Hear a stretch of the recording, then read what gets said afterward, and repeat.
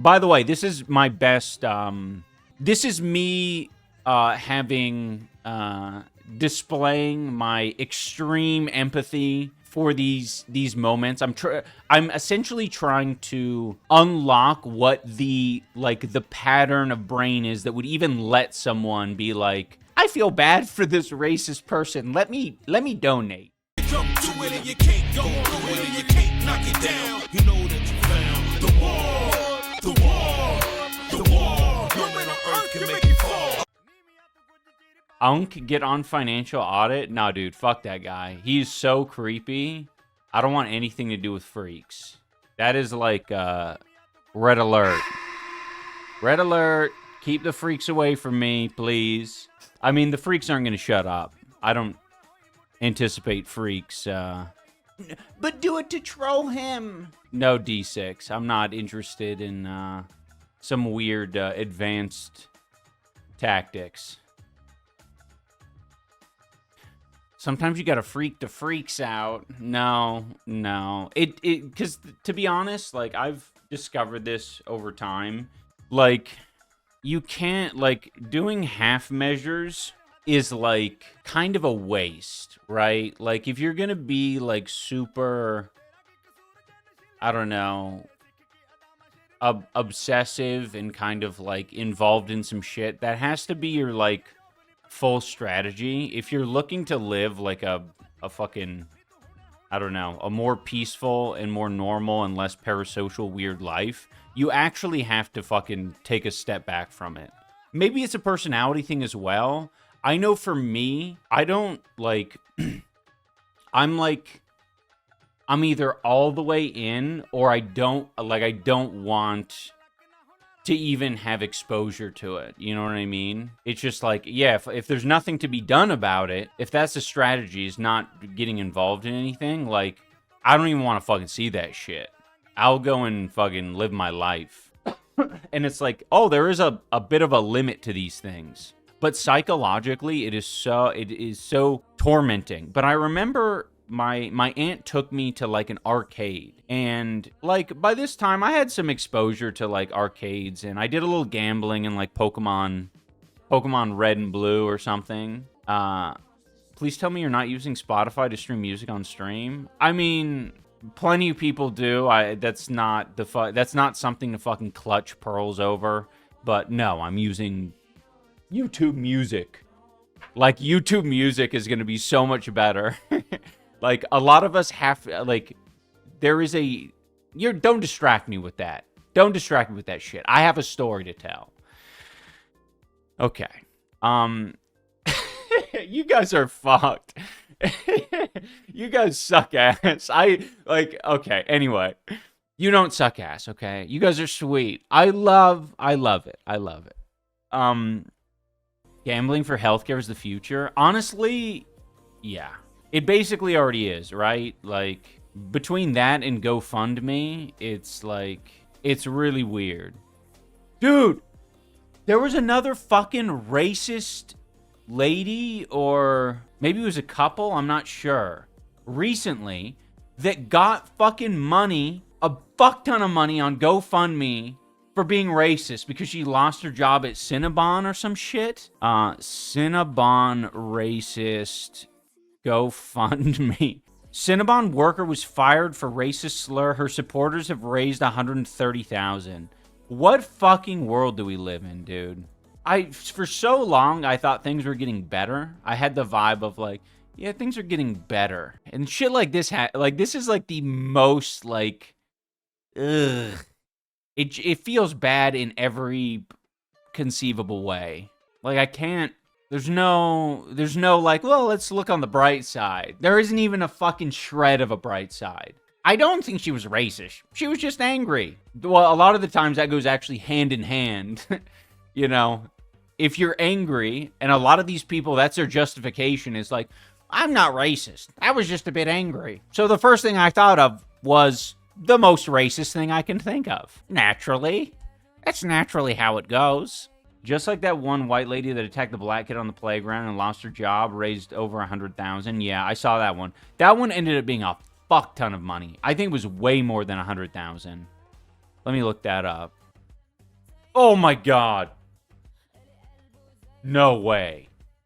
No fucking way. This probably isn't the right one. Dude. The woman who called the black child the N-word raises $700,000. What? That's not real. That ain't real. Holy shit, Idubbbz streams. I'm so glad to catch you on Twitch. I'm a fan from a long time ago. Dude, I'm a fan from a long time ago, and then putting an hourglass emoji, that really exposes it as a copy pasta. All the other emojis I can kind of believe. That one, it just feels so, like, out of place. What are the chances it's just a few big Nazi donors using proxies? Honestly, dude, I don't believe it. I think there are way more fucking racist people in the U.S. than you'd expect. And the justification is essentially not that, like, none of them think they're being racist. They think they're helping someone who's down. You know what I mean? Like, their brain is almost like contextless. You know, I don't think any of them acknowledge. It's almost like, what is that? It's just a reinforcement of the fear around cancel culture, where it's like, well, we all have moments where we get upset. We all have moments where we lose our temper. And so, like, I think a lot of these people themselves think, like, yeah, I've said some horribly racist shit when I've lost my temper. So I relate to how that would be horrible to be broadcasted online when you're having a weak moment where you become increasingly racist.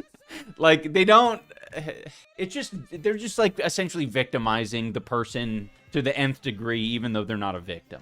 By the way, this is my best, this is me displaying my extreme empathy for these moments. I'm essentially trying to unlock what the pattern of brain is that would even let someone be like, I feel bad for this racist person. Let me donate. Theovon has that joke of he isn't racist, but will have some flare-ups in traffic. Yeah, I mean, and that only works if you believe that he doesn't have, like, hate in his heart, and that he, you know, that he isn't racist. You know what I mean? Like, that joke coming from, I'm trying to think, like, maybe Roseanne, or who's, like, a good example of, like, a very kind of hateful person. I don't know. Maybe I'm old, but I can't see how that's a joke. I know, right? You just might be too woke, to be honest. Nick Fuentes, but Nick Fuentes isn't a comedian. He's just a piece of shit. Like, I'm talking about, like, actual comedians that have had, like, a successful career, you know, writing jokes, telling jokes, and how much of that involves the audience trusting you. Because that's a big part of it, right? Like, you get away with a lot more when they trust that you're a decent person, right? Like, you can, that is what a lot of comedians, that's like what they're setting out to achieve in a lot of cases. Like, even some of the more woke comedians, that's what they're also doing. Because it's not just strictly a, like, how much can I get away with, right? It's not just, because that seems like a very, like, conservative, anti-woke ideology, like something fucking, I don't know, the Austin comedy scene, the Joe Rogan comedy scene would want to be pushing. But no, even if you're interacting with people and trying to make them laugh, you are in all cases wanting to get the benefit of the doubt on these jokes, and you want everyone to feel as if everything that you're saying on stage is like the sacred place, or you specifically are the person to trust that, you know, when you say something that's a little bit eyebrow raisy, a little bit, everyone takes a step to he means well. An emoji every other word is insane. I do like though that that's the copy pasta of our stream. It is very, that is like it feels like that's what every person who's trying to like blend in and be like, yeah, I'm a regular, but they can't really say that they're a regular because their account was created 5 minutes ago. So they're like, dude, what the hell? It's been ages since I've seen you. It's been, looks at watch, ages since I've seen you. I want to do that IRL. We're going to have to figure out how to add emojis. It would essentially be pantomimes. It's been, you'd have to, for the emoji in real life, you'd have to look at your watch. It's a little bit of ASL. You'd have to look at your watch, and then you'd have to say, oh my God, Gronk. Honestly, that's also, it's taken all I can to not spam this shit. Like everywhere on social media and on my Instagram stories. Being gilded with edible gold sheets, but underneath you're corroded and rusted like an old bucket fished out of a lake. Dude, the original is so fucking long.